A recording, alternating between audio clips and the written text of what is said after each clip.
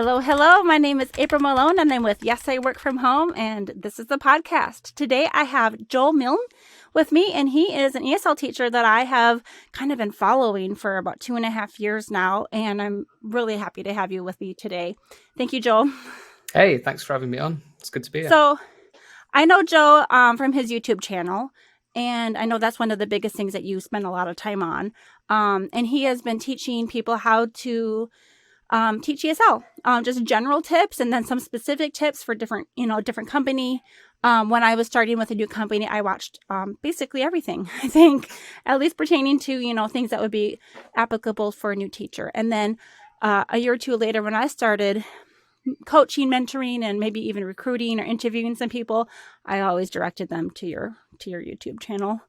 So thanks. I was like, why reinvent the wheel? I didn't need to make them again because you already had them. So Joe, I know you spend a lot of time. I was actually flabbergasted to find out that you were spending 20 hours a week editing and preparing your video. Sometimes they'd be 5 minutes, sometimes they'd be 15 or 20, but you put a lot of effort into them, and it shows.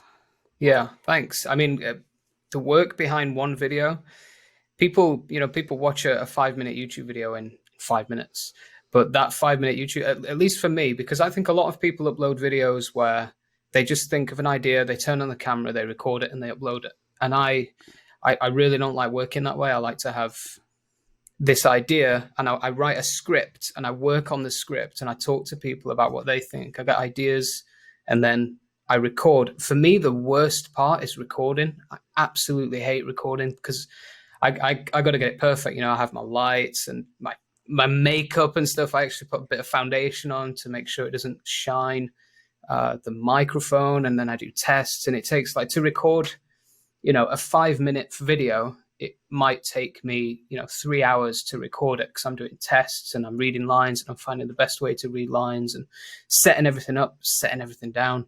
And then the editing is where I really spend a lot of time and really go into it carefully. Right. People should do that more, I think. Yeah. And they look good because you have not just you're not just saying your lines, but you obviously are including fun elements that, a lot of text overlay and, little I don't know, pictures and things that just definitely will bring, a chuckle. So, yeah, it's fun. They're fun to watch. Yeah. The thing with that is I use a program called Resolve, and it's all super manual. And it was such a learning curve for me to use Resolve. I don't want to talk too much about editing because I know it's not talking about editing podcast, but everything that text does, it's not just a drag and drop template.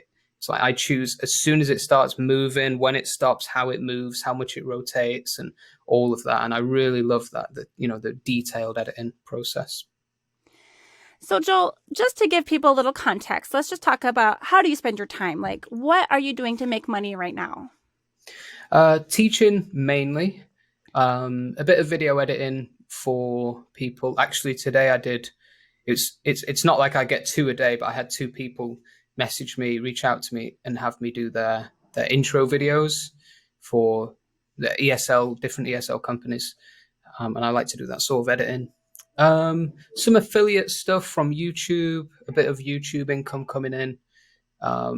I really try to be careful. I don't know if anyone is a YouTuber or anything, but once you get 5,000, 10,000 subs, you start to get a lot of offers and emails, people wanting you to do, flog their products, and they'll give you a cut. And I've actually said no to 90% of them just because I don't believe in the product and it's not worth it. And got to be careful of selling out, But yeah, that's how I make money. Teaching is 80%, I'd say. And then I know that you also helped make a course to help teach people ESL techniques, more about the business and how to become a good ESL teacher. And you did that kind of as a conglomerate with other people from other companies. Can you talk about that experience for a minute? Yeah, I'd love to, actually. I want to kind of clear my name a little bit on this. I think right now there's a culture of creating courses, and honestly, I don't like it. I think that there are too many people who are thinking that they're experts in doing something and selling a course. Yeah. And to me, it's like, it's a bit of a scam at the end of the day. But this course that I did, because some people suggested that I do a course, and I never thought I knew enough to do a course and sell it off my own back. But International Open Academy reached out to me and said, we'll pay you to do the course, and then you can choose if you push it and get sales from it after that. And I thought, I'm always down to do, paid for the content work rather than pushing sales work. So for me, it was that. But about the course itself, it is a great course. With the person who designed and made the course, I worked quite closely with looking at what it should be, and it's everything. It's absolutely everything. Methodology, maybe not as in depth in the methodology as some TEFL courses might be, but it talks about how to apply, how to do your intro video, how to work out time zones, when to work, where to work, who you work with, what to do, TPR and all that stuff. It's super, super high quality. And the standards that they maintained throughout the creation of the course are just, really, really high, I think. And you did that with 4 other contributors? Yeah. Ooh. Brett, Tim, Adela, and that's bad. I can't remember the. I didn't know any of them. Okay. I've seen their names a lot, but yeah, I think it was 4 others. So you did the course, and then you have the opportunity to push it, and then possibly get some like residual income from International Open Academy. Yeah, that's right. And I did push it. I made one video on my channel telling everyone what the course is about. Even if I didn't get a kickback from it, I would have probably made the video anyway, just because I believe in the quality behind it. But I'm not one of the people who makes a course and does everything in their power to get people to buy it every day. Posting Facebook and doing ads and stuff. I'm not about that. Right. Let's just talk about the elephant in the room right now. ESL companies are struggling. Some people would get really mad if they knew that anyone was trying to recruit any person to any company, because a lot of the existing teachers in these companies are suffering. Now, there are people that work independently or, in the field, in person, teaching ESL. But a lot of us, when we're talking about teaching ESL, we're talking about online teaching. Mm-hmm. How did you get into it? I was teaching offline in Lima, in Peru. I've been living here for 7 years now, it must be. Time is a bit of a blur, especially trying to think of time this year. Right. But yeah, I was teaching offline and a lot of traveling and stuff. And I met these expats, this couple, one was an American guy, British woman, who came, and they started working at the same company that I worked for, which is now International House. There are loads of those around the world. And I was trying to get them to work for this other company, and they were trying to get me to work at iTutor Group. And I was like, no, I don't want to do it online. It's not going to work. I don't have a good connection and that stuff. But I decided to give it a go. So I was actually working for a call center at the time as well in Lima, and it was the worst job I've ever had. It was just dodgy. It was weird. Obviously, I'm not going to say the name of the company, but it was just horrible. And anyway, I actually moved apartments to keep my job at iTutor Group because it started going really well. My internet was terrible in the apartment that I was in. So I called the internet company, and they came out to sort of fit me my own connection because I was using communal Wi-Fi. Okay. And they said, because the whole place is drywall, we can't do anything. It was really bad. So I moved. And the internet wasn't great in the new place, and I had a fight with, the internet company, and they were trying to fix this thing that some people might get this if they work at iTutor Group. There's an issue with your trace route to a certain IP address. But anyway. Right. Mm-hmm. You know what I'm talking about? Yeah, you can explain it though.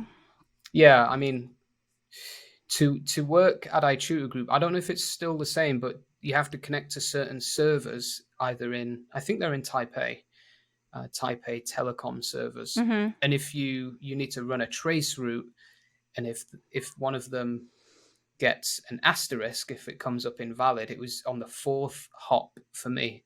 This sounds like gibberish to most people, but if one of them doesn't work, one of them doesn't connect, then they say, no, you at least back then they said you can't work here. Well, So I understood that it was more of like a location thing because they pay based on the cost of living of the country that you live in. And so some people would live in a higher cost of living country and then move to a lower cost of living country and try to, enjoy the benefits of living in this, less expensive area and making the higher pay, I guess. yeah, And so I guess I can see it even just being like within apartments. So if you did your internet test in a high speed area and then tried to live and work out of your apartment, it would be the same issue. right, yeah. They could definitely tell that sort of stuff as well. Just like like what you said, people used to use VPNs and stuff to, Mm-hmm. or maybe they still do, but the contracts aren't offered like that anymore. I don't think. Um, but yeah, it wasn't anything to do with that. It was hard to get this technician to come and change my IP address from dynamic to static. It's a long time ago, but I fought to keep the job. Right. I struggled a lot with bad internet, more or less, but I think it ended up being that my router wasn't compatible. Like my internet service provider would send me a letter and say, "Congratulations, we have upped your speed to the next tier," and for free. And then about 2 months later, they would be like, "Oh, we're having a price hike." um, and what happened is they had done that so many times. All of a sudden, my router basically wasn't compatible with the speeds Mm, that they were pumping to my house. And I yeah, didn't know some of these tricks, that you learn along the way, like restarting your computer every day, clearing your cache. At that point, when the router was really struggling, I had to restart my router every single day. Do basically like a 4-minute unplug and plug it back in. Sometimes I'd have to call my ISP and say, I need you to restart it or whatever. That they had certain codes or whatever they do that they could like refresh it from their end as well. And it was a constant. And some of these companies are not very forgiving. A tutor group is actually much more forgiving than another company that I've worked with, in that they gave some, what do you call it? like a penalty. Help me out when you have like when you have a disconnect with your power or your internet, they would basically Yeah, give you like like a a pass. oh right, yeah, like a free pass. Yes, and like you'd have a personal free pass, and like then you could have some absences on top of that and not get fired. Where the other company that I worked for didn't have any of those passes. You only got your 6 chances in 6 months, and no matter what the case, if you couldn't get those appealed, you were just done. Yeah, yeah. You have to be really careful. Some companies are definitely not as forgiving. I don't know much about it though, because I've only really worked for my tutor group. Right. So yeah. Um. So your accent. Can you tell us where you're from? So I'm from England, but I'm from the north of England, from Sheffield. So it's a really northern accent. It's a bit Game of Thronesy.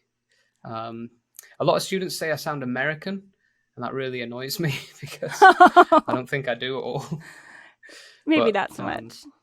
yeah, I think it's when students hear me say, "Oh, I'm British," and they say, "But you don't sound like Prince Philip. How can you be British?" Okay, So yeah. yeah. There's many accents. Oh And yeah, so what brought many you to in Lima? England. Uh, love is the answer. I met Mimi, who's my wife now. We met on Instagram, and I was saving money to go traveling. Didn't know where I wanted to go, and then I met her after 7 months of more saving. I decided two birds, one stone. I'll go traveling in South America and by myself, and I'll meet her. And if we have a connection, then see where it goes. And And seven we years met. later. Yeah, 7 years later, we're married. Been married 5 years actually. Congratulations. Thanks. How much have you traveled in South America? Not much. I say South America. It was just Peru. I mean, I've Hmm. I've popped over to Ecuador. I've been near Bolivia.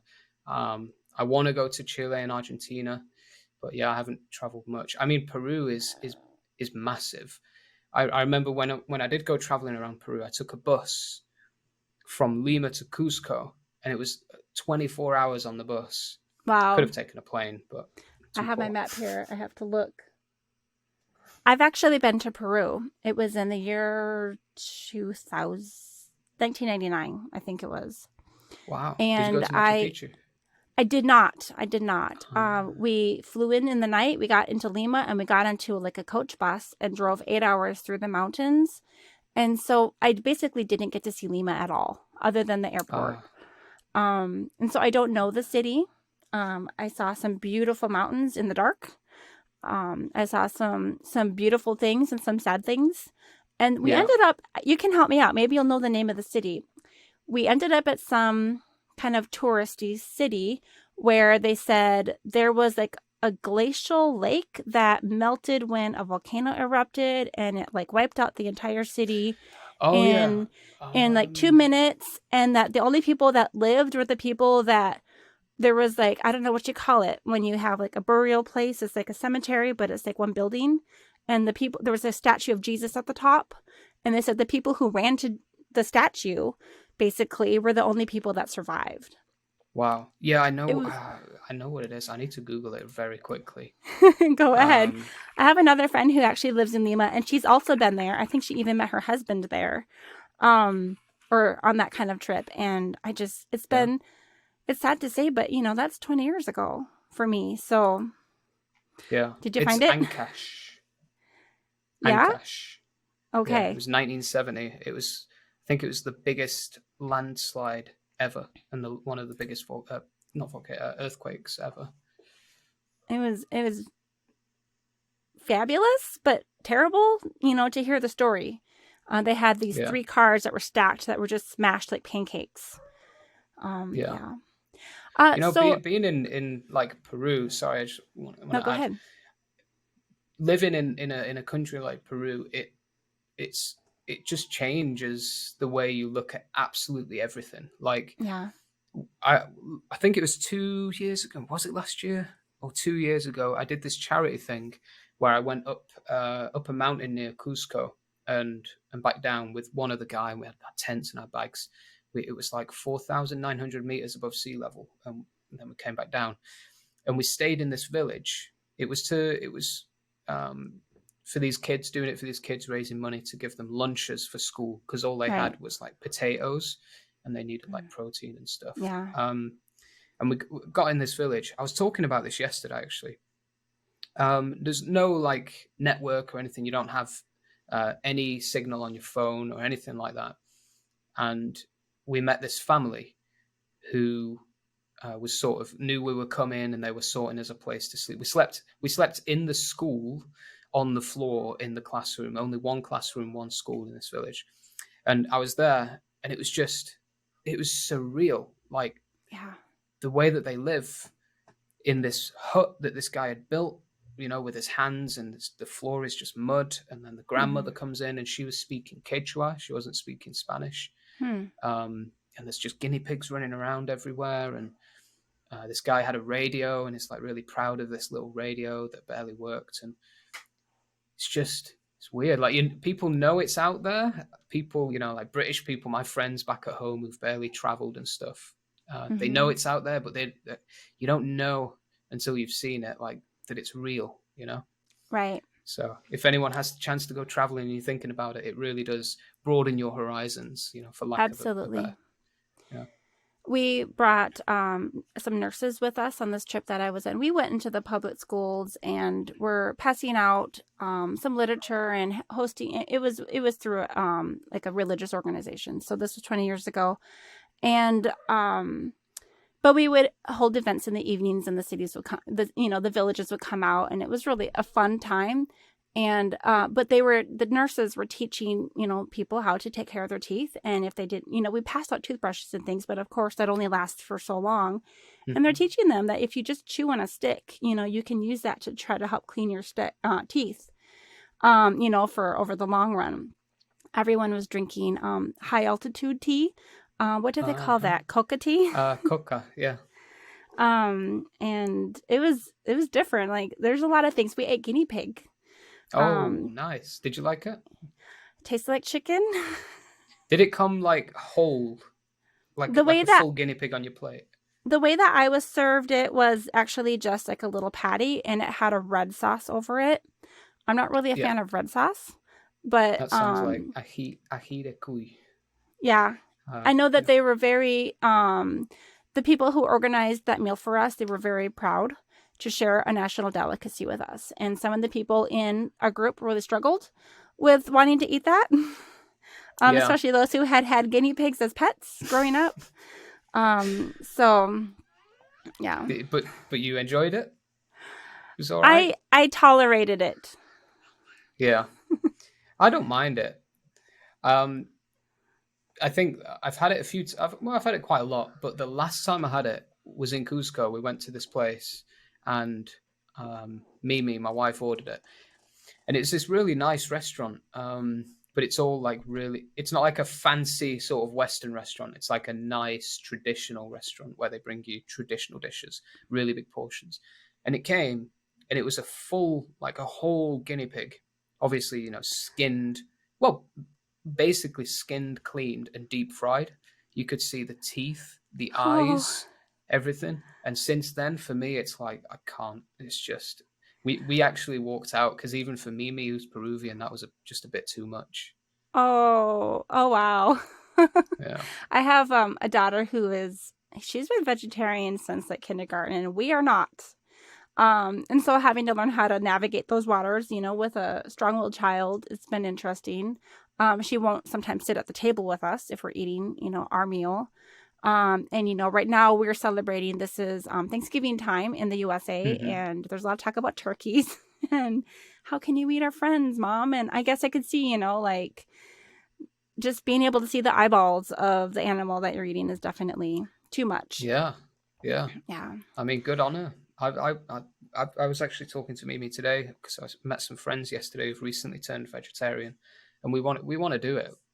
We have tried, and it's hard, but Yeah. soya meat is apparently the way to do it.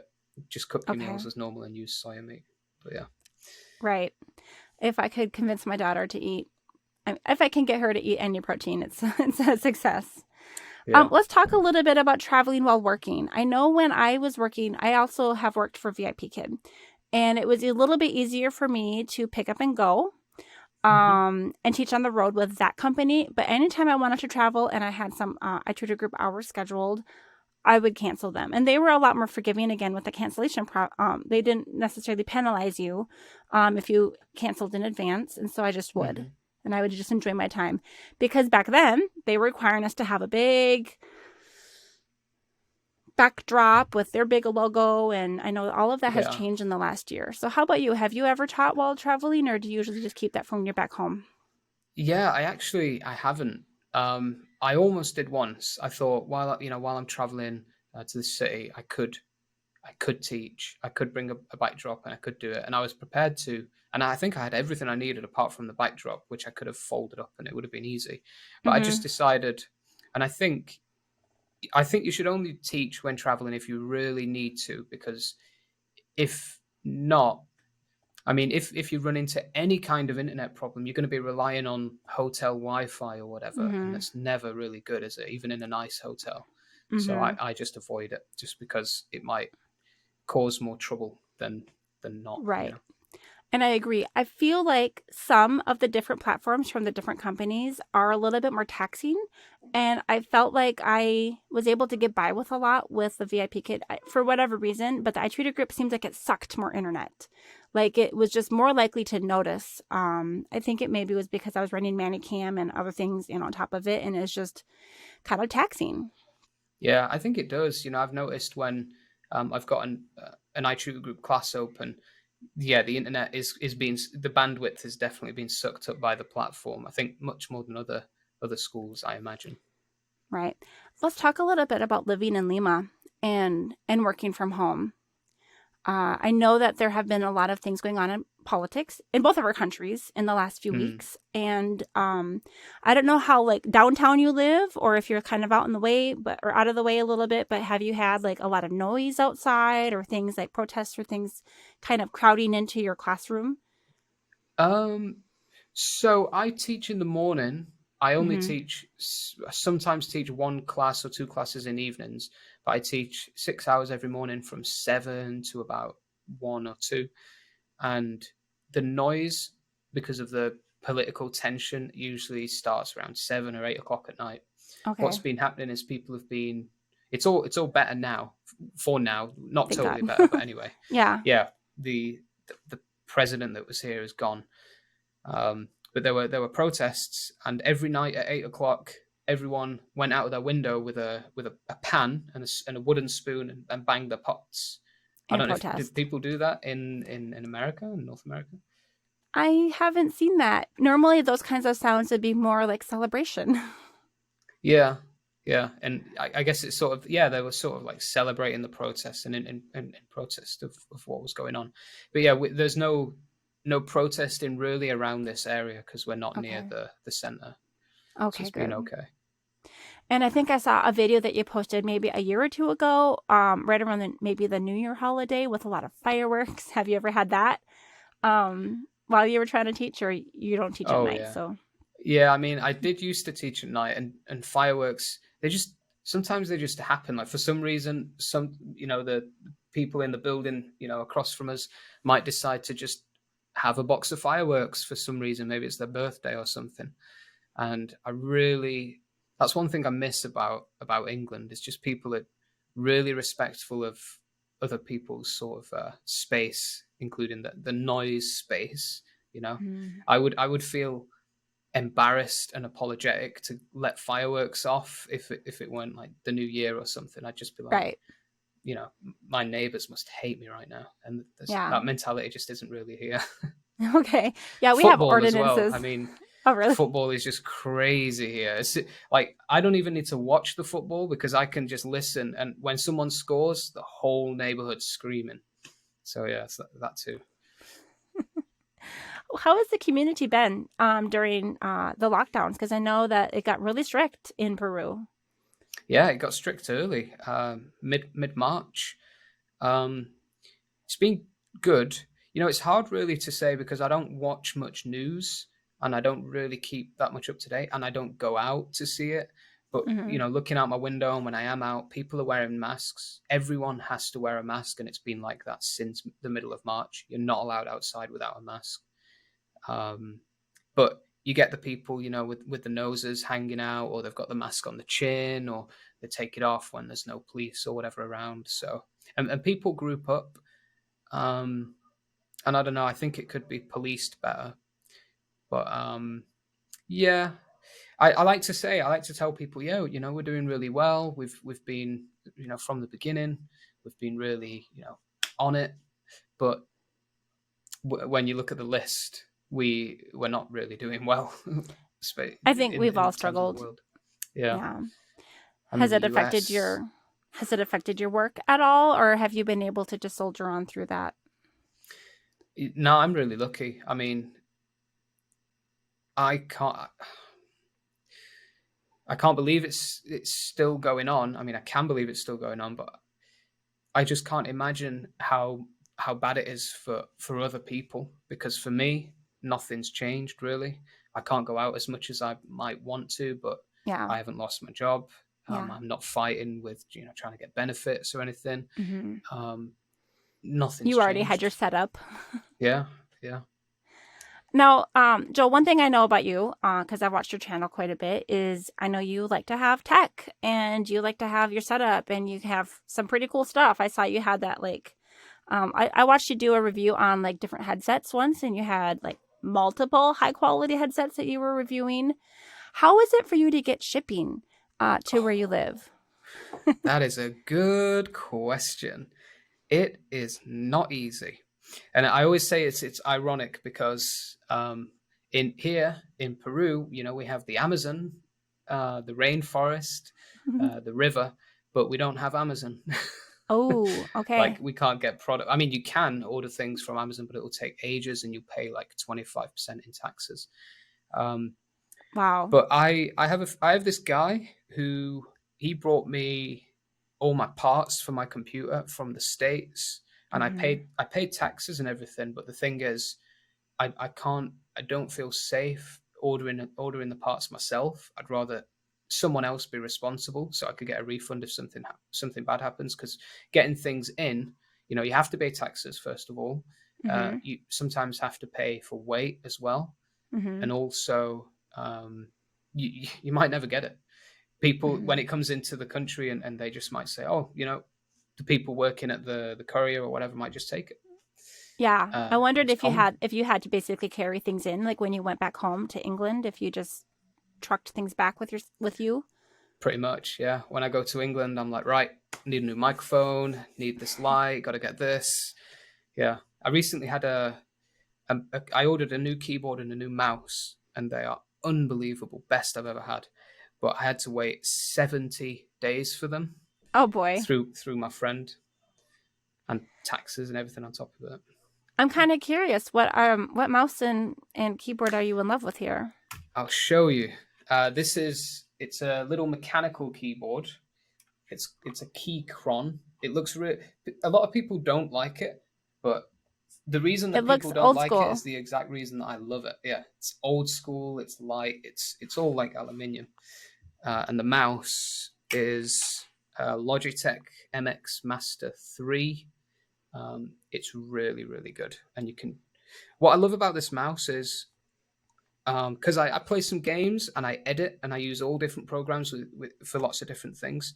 And my previous mouse had, like the buttons that you have like here and here and here and this button to do different things. But this mouse remembers the program and the buttons for the program that you're using. So when I'm editing in my editor, it already knows, okay, this button will do this here, but in this program it'll do this here. So I love it for that reason. That's smart. Yeah, I could honestly, I could just talk for hours about my mouse and my keyboard. I'll have to get those names from you so I can put those Amazon links into the show notes. There you go. That's one thing I noticed that you do on your YouTube channel. Actually, I showed it one day to my VA. I was like, look at what Joe Milne does. Now, I know on YouTube you can use affiliate links. On a podcast, you cannot, because Amazon does not allow you to have an affiliate link in an RSS feed because it might go to email, and they do not allow any affiliate links to be in email ever. Interesting. I didn't know that. Yeah, it's a pretty big deal, I guess, and they will track you down. I got a reminder one day, and I was like, I wonder why I got this. And then sure enough, somehow we had copied and pasted the YouTube show notes directly into the RSS, we use a program called Captivate to host my podcast, and then you get your show notes, and then you can have a separate description that does not allow links on the Apple podcast. So basically, right. I have show notes that go to everywhere else, and then a separate summary that does not include any links that goes only to Apple. So they're kind of picky about where you put things. And then again, I can have links in my show notes, but I can't have Amazon affiliate links. Could you have other affiliate links? Or I guess it depends on the company. You absolutely can, as long as it's, under terms of agreement. Is that how you say it? Yeah. I mean, it's funny, when I set up my Amazon links, someone it was a viewer who said, you should do this. And I was like, I can't really be bothered. But I ended up doing it. And on day one, someone bought a laptop that I recommended, which was $1,100. Nice. And I got like $200 or something commission. And I was like, wow, this is going to be amazing. But every month after that, it's been like $15. I don't know that anyone has bought from any of the recommendations that I've put out there for myself or for the guests. And Amazon does let you know if you don't get any purchases that they'll shut you down. So someone check out the recommendations out there. They're there. But yeah, I can't expect that will be, a lucrative thing for me anytime soon. I hope maybe someday it will be. But what about YouTube? Does that supplement your teaching income? It's not bad. I mean, it's definitely my channel is growing, and I don't want to brag about it, but it's really been fast growth, and it's kind of gone out of my control a bit. And I remember I was saying when I just got monetization, I was saying, wow, my goal is to make enough to buy a new microphone, because that's what I really wanted for my camera. Yeah. And now, like, it's, you know, it's almost at the point where I could get a new microphone every month. So Okay. it's definitely lucrative, but it's also extremely unpredictable. And I'm sure Mhm. you've heard, you know, people say the YouTube algorithm is just weird, and you can't rely on it. It's kind of like everyone, like Facebook, whatever people have done with Facebook ads, all of a sudden one day it works and the next day it's gone, and you just can't really trust it. That's why people say have multiple streams of income. Exactly. Same thing. Yeah. We were talking about the ESL companies. Things are a little up in the air right now. I don't know if it's because of COVID, probably. I think that I was able to stay. My schedule stayed full. I was I was rolling in the dough, not really, but I was able to basically book any hour that I opened for both of my companies up until May of 2020. I think that's when a lot of the kids in specifically China went back to school, and maybe that's when people's money ran out, or maybe that's when they just were so busy trying to catch up. Um, but ever since then, it's been a little bit slower. So definitely, I'm looking like this was good for 2.5 years, and now I'm gonna have to be like, this isn't my main source of income anymore. Yeah. Yeah. It's definitely strange times. It's competitive as well. I think, yeah, you know, the coronavirus and loads of teachers having to work from home, and loads Hmm. of people having to find work from home. A lot Yeah, of people are turning to online methods, and online teaching is one of the biggest. that is So true. A it's lot of the brick and competitive. mortar teachers would come and teach just in the summer months. And then all of the people who were trying to do it year round would struggle for the summer months. And then as soon as those brick and mortar teachers would go back to school, we would be up up to the top again, as far as like however many hours we wanted to work. And yeah, you're right. There are a lot of teachers, a lot of schools have moved online, and those teachers who don't need to prepare to get to school in the morning, who don't need to prepare to drive, don't need to drive that commute, could be teaching during those hours. And so yeah, there's definitely an influx of Yeah, of teachers. for sure. And you know that it's that makes it more competitive. And I think in the past, you know, maybe a year ago, I've got to find the right way to say this. A year ago, it was almost like anyone could do it, you know, Uh-huh. but Yeah. now it's definitely not the case. And Right. I think, without, you know, offending anyone, I think Mm-hmm. the poorer teachers out there, the people who just don't try hard enough, are Yeah. just not going to make it anymore. It's a Yeah. space that's for people who are willing to work hard at it. And the companies that were hiring, they have changed their standards. Yeah, And same thing with the government. The government of some of the countries that we work with, they have changed their standards. And so even if the company might have allowed something, they won't. A lot of people that didn't have, like, say, a bachelor's degree had been teaching for 20 years successfully. And then, it was out of their control. They said, we are not allowed to keep you unless you get your bachelor's degree. And yeah, that was really hard, to watch people who probably were way better at it than I have been, you know, yeah. That's the have to thing. I move mean, on. yeah, I'm one of those people who thinks that, you know, your education doesn't define you, and it definitely Yeah. doesn't show your abilities in something. It helps, I guess. Yeah. It shows that you've put in a bit of, you know, study and worked on something academic. But yeah, I mean, you know, there are also the things, you know, the thing with non-native speakers. There are non-native speakers who probably know a lot more about English grammar than I do. Um, Absolutely. yeah, and are probably better teachers than I am. Yep. Maybe even some of them have a better accent, a clearer accent than I do sometimes. So there's that as well. It's tough. So, Joe, let's go back. Before you moved to Peru, what did you do? Well, when I was in England, my plan was to, you know, become a teacher. Uh, Not in England. I always wanted to be.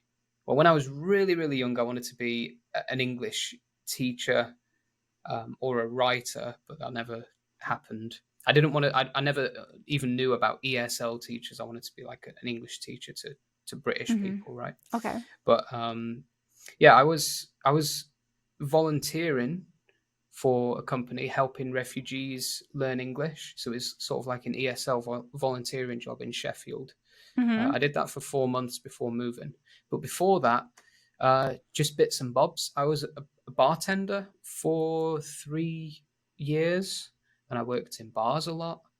Um, yeah, I didn't know that. just That's cool. yeah. I love cocktails and mixology and beer and stuff like that. It's a bit of a passion of mine. I did also about 4 months of volunteering, but it was ESL in a community center. So local people, adults primarily, who were coming in, some of them were refugee families or people who had just moved. And a lot of doctors, who were working Mm, abroad in the States needed to or wanted to improve their English skills. yeah. And I also ended up having a short stint as a bartender, but really I was just a Japanese steakhouse waitress who got stuck on the bartending duties every month. Ah, how were the So, tips? not so great. No. I mean, sometimes it just depended, but I learned a few things, but I definitely didn't learn it all. Yeah. Fun I've always times. thought that I'd love to be a waiter in the States because it's like generally a minimum like what 10% or higher tip that people give. A lot of people do 20.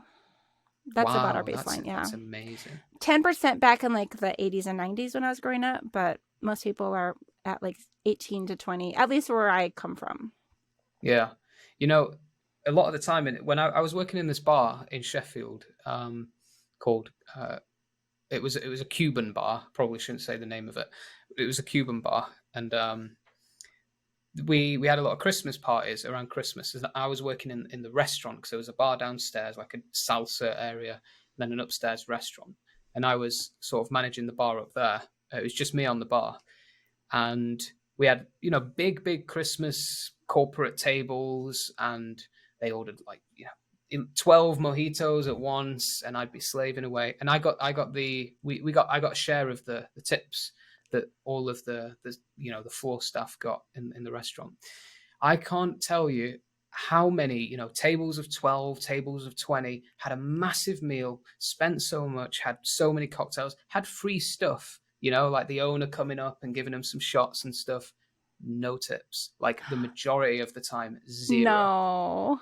Yeah. Is that part of the culture there though? Like I know that some countries just basically it's frowned upon. Yeah, I mean it's definitely not frowned upon. It's just people are much tighter in Yeah. Britain than they are in the US That's with probably a tips. kinder word that I would have used because I actually was a waitress for 90 years. It was 90 years. 9 years. Basically that was Wow. my high school and college job. And then back to grad school, I went back to waitressing again. And, but yeah, times were tight sometimes. Yeah. A lot of it had to do more with not that people were cheap, but it was more that my hours would get cut. I got hired thinking I'd be working 20 hours a week and it ended up that they'd only give me 10. So it just Yeah. wasn't the income that I kind of, signed up for. You can get really screwed in the hospitality industry, especially when it's part time or if it's cash in hand, it can be And having to pull tips can problematic. be a tricky thing too, because like if you earned those tips, but now you have to share them with everyone who didn't necessarily pull their weight, that's hard. Yeah. Yeah. Exactly. Okay, Joe. So I actually like to ask some people some of the harder questions about working from home. Like, what is the most frustrating part of working from home for you? Hmm. It's really hard to find something that's frustrating about it. Um, what is frustrating about working from home? I just really love every aspect of it. I love being in control of everything and having that self discipline. I guess the only thing I can think of really is the noise and things that are out of your control. So yeah, like noise outside, or if there's a power cut or something. Mm-hmm. Usually, if you work in a company, you get to if there's a power cut at the office, you get to sit back and relax for a little bit. But here, it's like Mm-hmm. I could lose my job. This is not my Yeah, fault, and I it's could lose very my job. stressful. Do Yeah, you have a battery backup? I don't. Ooh, I I have recommend a one. laptop. I have a couple of laptops in the apartment, and actually, Mm-hmm. I did have. We have had a power cut before, and what I do is quickly grab a laptop, and I can always get in the session in time using 4G on my phone as well, a 4G Yeah. hotspot. So it's never a problem. But if it's like a long-term power cut, then it would definitely be a problem at another company. But at iTutor Group, they have this system where if you miss a class, they'll take away your sessions for the rest of the day unless you Yes. say, I'm okay, I'm I'm back. here. Yeah. Yeah, which is Yeah, great, I've had I that think. happen. So I have it's called a cyber power box. I'm looking down here. So basically it's like a super, what would you call that? Kind of like a power strip, or Like a generator? what do you call it when surge protector? It's like a big surge Oh, protector, yeah. and it's like a big I've brick. got one there. And it has about a 2-hour battery life on it. And it's nice because No you can way. choose which half of the power strip on one side is battery backup and the other half is not. So you put your essentials that you would need to have to continue working if the power cuts. And then you have the non-essentials, like for instance, if you had like a fan running or an extra lamp, you don't want that to drain that battery if you were like, say, asleep. But I was teaching one time, and my power cut. My entire street was dark, and all of the Wi-Fi on my computer, I could see like the entire neighborhood. I was the only Wi-Fi that was still working in the entire neighborhood. Wow. And I was able to just choose one lamp. So rather than I have 1, 2, 3, 4, 5 bulbs on right now, I just Wow. had one, just to get through. So because I didn't know how long it would take. It was bad. Mm-hmm. And I think I had to work like that for about an hour and a half, and the power, thank God, came back right, right before I lost everything. But you can That's only have so amazing. much light coming from your, I guess if you had I think you use LED ring lights, and they don't take that much Yeah. power, right? No, yeah. I'm so surprised with how long. I haven't changed the LED lights on it once, and it's been going for like 2 years, and it's a big one. It's like a 20-inch one. I am so surprised that you don't have a battery backup. Yeah, I am too, actually. I should get one. I can't believe your surge protector is like a generator as well. It has battery life. That's really cool. I gotta get Yeah. that. Yeah, and there's quite a few options. Now, you probably don't have a Best Buy down your street like I do, and it would be a very heavy thing to have shipped or to carry with you. But if you can Yeah. find a local source for something like that, it's a good investment to have, especially if you are working for these companies. Like say, like if you were working and you had some hiccups and you were getting close to, that 6th absence where your line is your job is on the line. That's when you want to make sure you have a backup for everything, the hotspot on your Yeah. phone and the battery and, the computer. Right now, I actually have an iPad that I can use for my other company with VIP Kid, but I don't have a backup computer that I can use for iTutor Group. So I've been doing this for 2.5 years without a backup. I can't exactly Yeah. just take my husband's, work laptop because they probably don't want me installing things from China on there. Yeah. See, this is where I'm kind of lucky because I have like a laptop on the desk behind me, which is my old one that I used to use for my computer. And, my stepdaughter and my wife both have a laptop and they're not always on them. So if I needed to, I could run out of my office and say, give me your laptop quick, and Right. then bring it back in and go. So I guess if you add them together, they each It's have a lot 2 of hours battery life. Yeah. Yeah. The only thing is that my kids all have Chromebooks, and I don't think that they're compatible. Yeah. Yeah.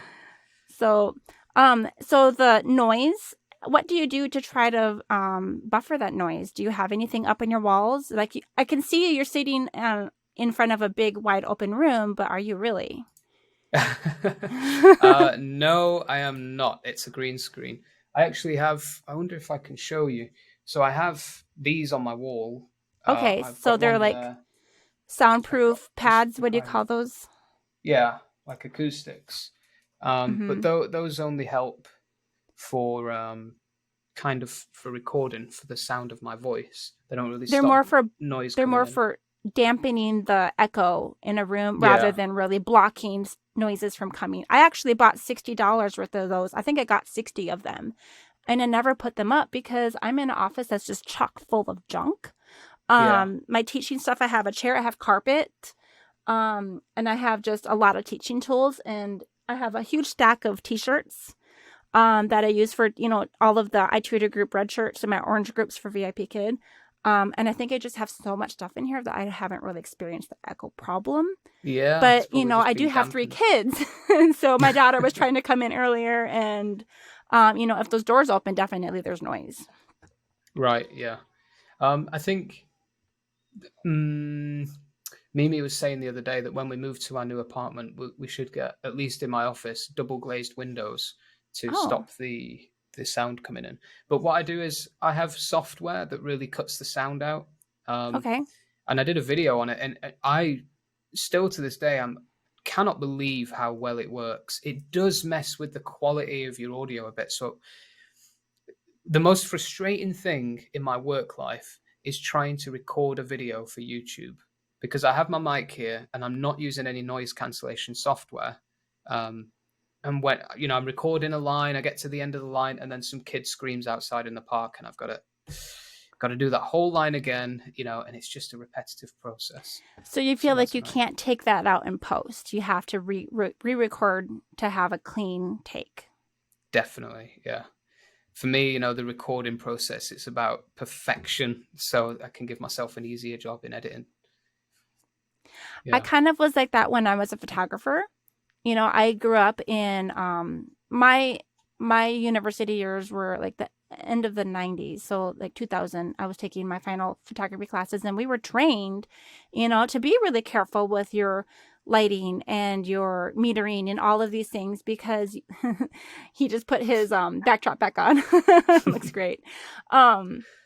Because then, basically you don't have to hardly edit, but we were doing it in black, in dark rooms. We were still doing black and white. I was using a completely manual camera.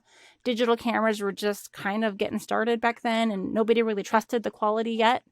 Now my phone can probably take better pictures than those DSLRs could. Yeah.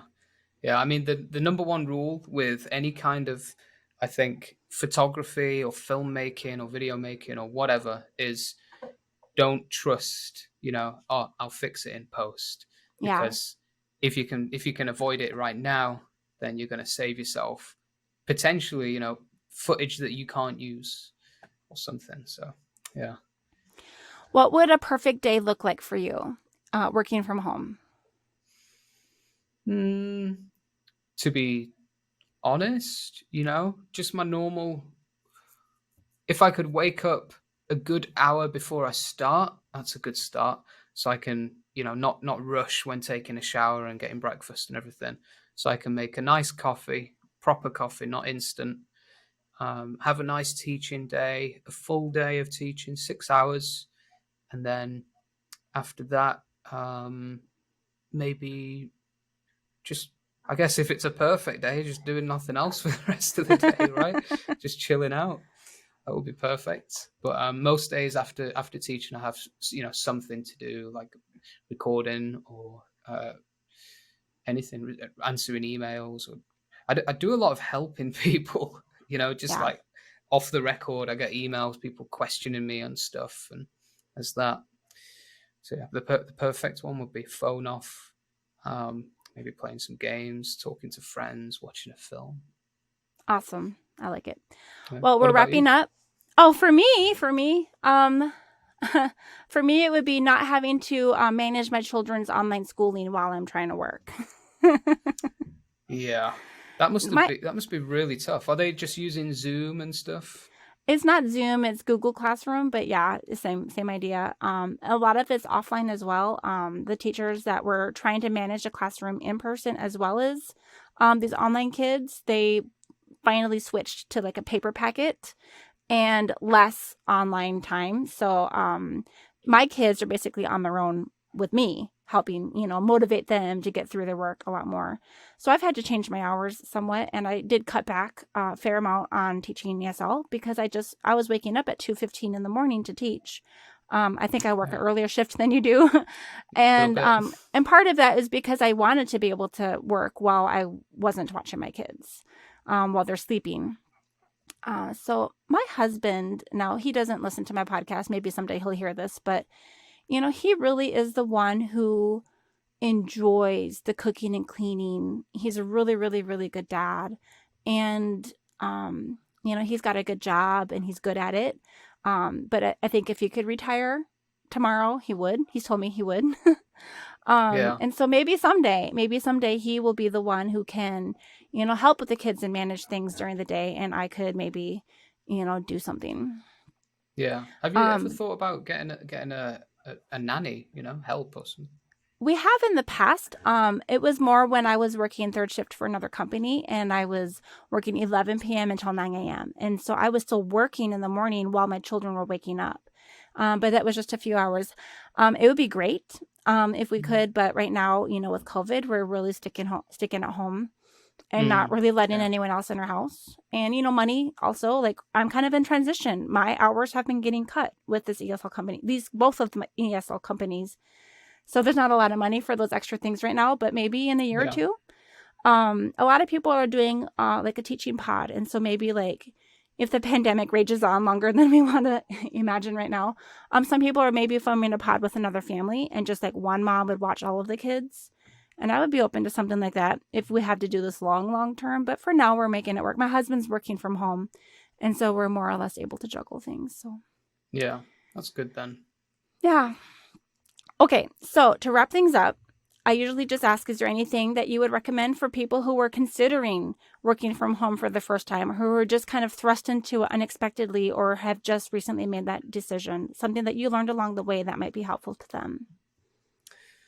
Um, it's tough because the advice that I would usually give would be go all in, make sure you have the right equipment, make sure you get everything right, and so on. But I didn't do that when I started, so I feel like it's a little bit hypocritical to say that. Yep. Um, I think as long as you put in effort, and as long as you're genuinely trying to do a good job in what you do, and you're passionate about it, and you want to be there, I think you'll be all right. The equipment and everything that you need, you can manage without the best equipment for a while, but hopefully, naturally, you'll want to upgrade because it's the right thing to do. And if that is you, then you're on the right path. That's good. I borrowed a laptop for the first 3 or 4 months before I could pay for my own. Yeah, see, that's And it. then you just That's the drive. keep adding, the next thing that you need. Yeah. Well, thank you, Joe. I appreciate your chatting with me today. It's good to see you face to face, which is kind of, not really, but I I get to see you, so it's good. And for all of our listeners, how can they find you if they wanted to check out your YouTube channel? Do you know it off the top of your head? Yeah, youtube.com/Joe Milne English. That's JoeMilne, and then English, English. Instagram at itutorjoe. I think that's it. Yeah, those are the big hitters at least. And Yeah. anything in particular they should check out first? Do you have several playlists, so they can look at your playlist and see what one fits them best? Yeah, I have a few playlists. What I would say is scroll through all my videos because I'm not really a one trick pony. I've done a lot of different topics, teaching, tech stuff. My last video was about the imposter syndrome, which is not Mm-hmm. really about teaching so much, and it's Mm-hmm. not really about tech. It's just something that came to my mind and I want to do it. So scroll through, read the titles, look at the thumbnails, find something. I'm sure you'll find something you want to watch. You will. Imposter syndrome has actually come up quite a few times in the last couple episodes. So Yeah, it's a big deal. yeah, it I've is. struggled with it. Yeah, I'll have to check that one out. I saw the thumbnail, and you have great thumbnails, by the way. Thanks. So I'll have to go give that one a look. So, all right, Joel, Awesome. thank you so much. We'll call it. Yeah, thank you for having me on. All right. Well, this is April Malone with Yes, I Work From Home and Joe Milne, and we'll see you next time. Bye. Take care.